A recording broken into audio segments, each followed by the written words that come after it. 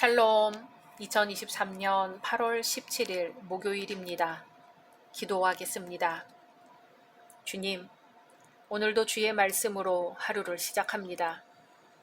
사랑하는 주님, 이미 입추가 지나고 매미소리가 가득 메웁니다. 주님, 곡식이 익어가려면 아직도 더 뜨거운 태양을 견뎌야 되겠지요. 우리 삶에 찾아오는 뜨거움이 단지 지치게 하기 위해서가 아니라 열매 맺기 위한 것임을 깨닫게 하소서. 예수님의 이름으로 기도드립니다. 아멘. 오늘의 말씀은 역대하 22장입니다. 예루살렘 주민이 여호람의 막내 아들 아하시야에게 왕위를 계승하게 하였으니 이는 전에 아라비아 사람들과 함께 와서 진을 치던 부대가 그의 모든 형들을 죽였습니다. 그러므로 유다 왕 여호람의 아들 아하시야가 왕이 되었더라. 아하시야가 왕이 될 때에 나이가 42세라. 예루살렘에서 1년 동안 다스리니라. 그의 어머니의 이름은 아달랴요 오므리의 손녀더라. 아하시아도 아합의 집 길로 행하였으니 이는 그의 어머니가 꾀어 악을 행하게 하였음이라. 그의 아버지가 죽은 후에 그가 패망하게 하는 아합의 집의 가르침을 따라 여호와 보시기에 아합의 집같이 악을 행하였더라. 아하시아가 아합의 집의 가르침을 따라 이스라엘 왕 아합의 아들 요람과 함께 길르앗 라못으로 가서 아람 왕 하사엘과 더불어 싸우더니 아람 사람들이 요람을 상하게 한지라. 요람이 아람 왕 하사엘과 싸울 때에 라마에서 맞아 상한 것을 치료하려 하여 이스라엘로 돌아왔더라. 아합의 아들 요람이 병이 있으므로 유다 왕 여호람의 아들 아사랴가 이스라엘에 내려가서 방문하였더라. 아하시아가 요람에게 감으로 해를 입었으니 이는 하나님께로 말미암은 것이라. 아하시아가 갔다가 요람과 함께 나가서 님시의 아들 예후를 맞았으니 그는 여호와께서 기름을 부으시고 아합의 집을 멸하게 하신 자이더라.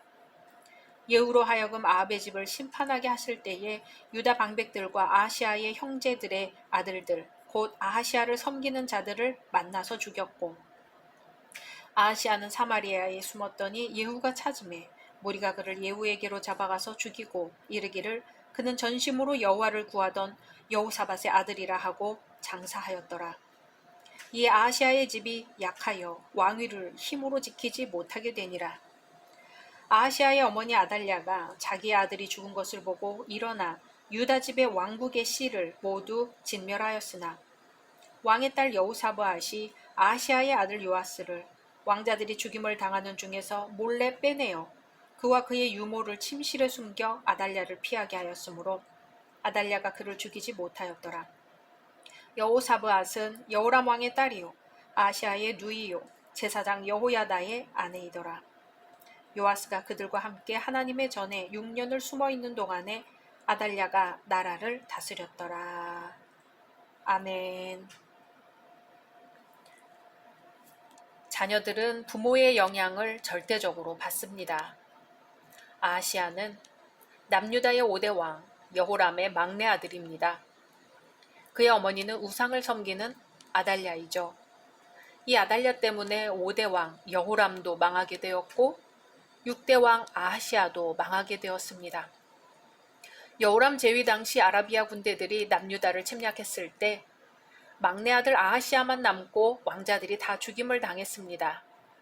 그래서 여호람이 죽자 막내 아들 아하시아가 BC 841년경 그의 나이 42세에 남유다의 6대 왕이 되었습니다.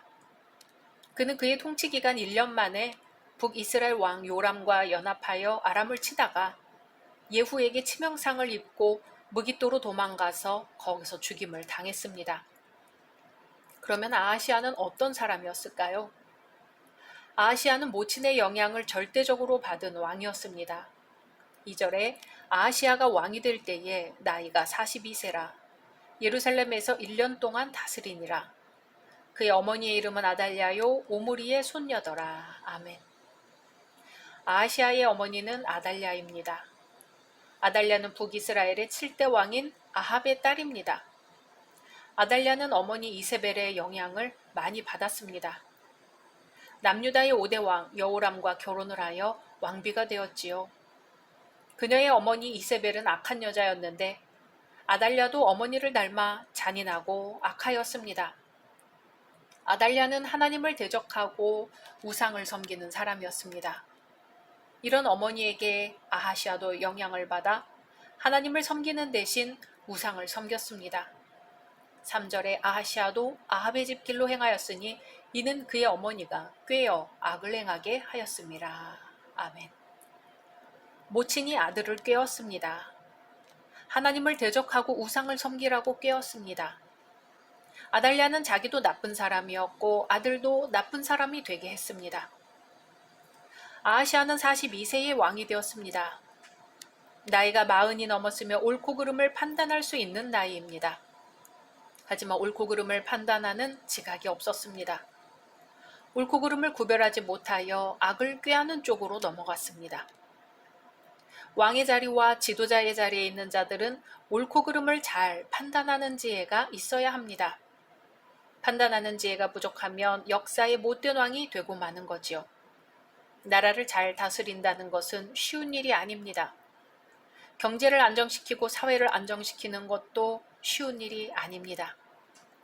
국민을 잘 살게 하고 태평을 누리게 하는 것도 쉬운 일이 아닙니다. 좋은 왕이 되어야 백성들이 평화롭습니다.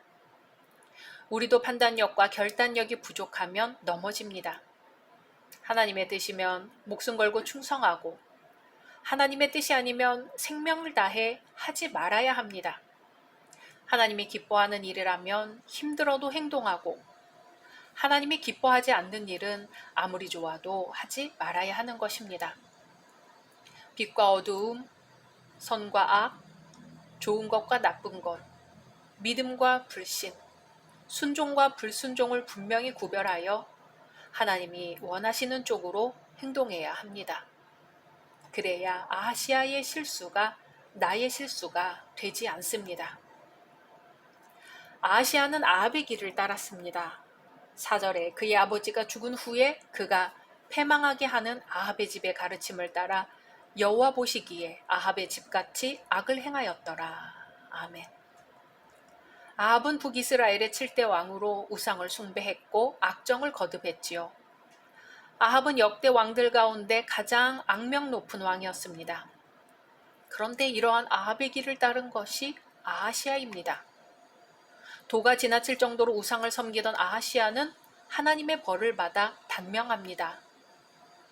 이런 상황에서 일반적인 사람들이라면 회개할 것인데 아달랴는 회개는 고사하고 더욱 악한 짓을 합니다.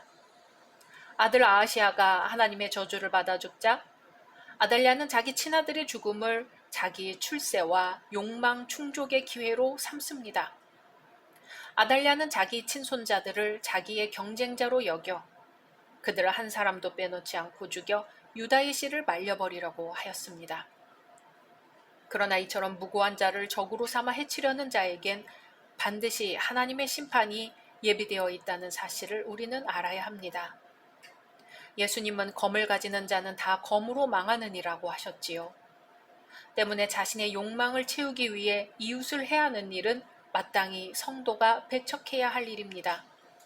뿐만 아니라 혹 남에게 원망 들을 일을 했을 경우는 급히 가서 사과할 수 있는 성도가 되어야 하겠습니다. 아하시아는 북이스라엘 요람 왕과 동맹하고 길랏 라못에서 싸우다 목숨을 건졌지만 결국 사마리아에 숨어 있다가 예후에게 살해당하고 맙니다. 모친 아달랴는 유다 왕가의 씨를 진멸하고 스스로 왕이 되었지요. 아달랴가 자신의 피부치인 손자들을 포함한 많은 왕손들을 잔인하게 죽인 것을 보면 우상숭배자의 사악함을 실감할 수 있습니다. 우상숭배자는 사단을 섬기는 자인 바 아달랴의 이 같은 행위를 통해 그리스도를 대적하는 사단의 모형을 볼 수 있습니다. 그리고 사단의 세력이 다윗 왕가의 등불을 꺼뜨릴 뻔할 정도로 강했음을 알 수 있습니다. 이제 인간의 절망적인 상황에서 하나님의 구원이 시작됩니다. 본래 이스라엘의 역사 자체가 절망 가운데서 시작되었지요. 애굽에서 해방되기 전 이스라엘은 노예였습니다. 그러나 이스라엘은 하나님께 부르짖을 때에 대제국 애굽으로부터 해방을 얻습니다. 오늘 본문 중에도 절망 중에 하나님의 손길이 임합니다. 11절에 왕의 딸 여호사브앗이 아하시아의 아들 요아스를 왕자들이 죽임을 당하는 중에서 몰래 빼내어 그와 그의 유모를 침실에 숨겨 아달랴를 피하게 하였으므로 아달랴가 그를 죽이지 못하였더라. 여호사밧은 여호람 왕의 딸이요 아하시아의 누이요 제사장 여호야다의 아내이더라. 아멘. 여호사밧이 왕자 요아스와 어떤 특별한 관계가 있었는지 혹은 어떤 특별한 관계가 없는데도 한 왕자를 구하다 보니 그가 요아스였는지는 구체적으로 알 수 없습니다.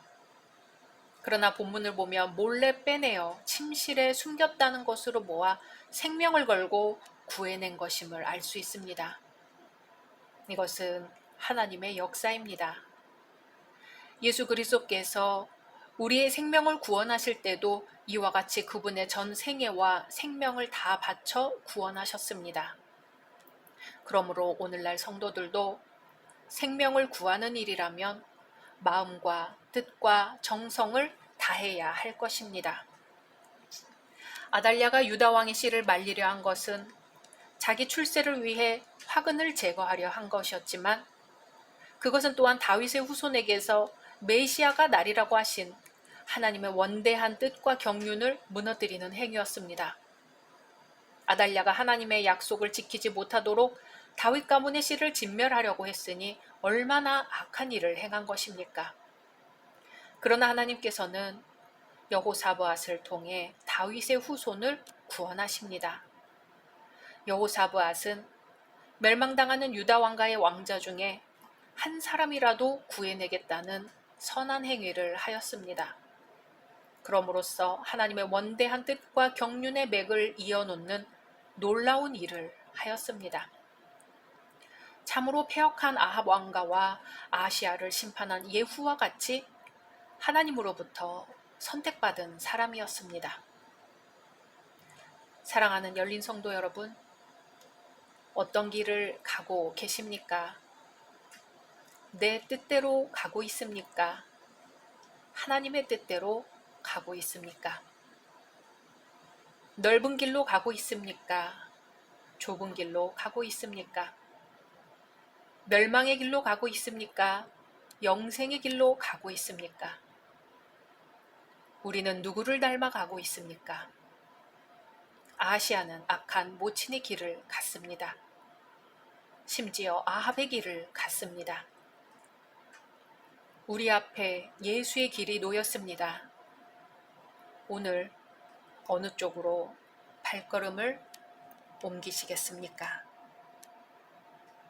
각자 말씀 묵상하신 후 주기도문으로 마치겠습니다.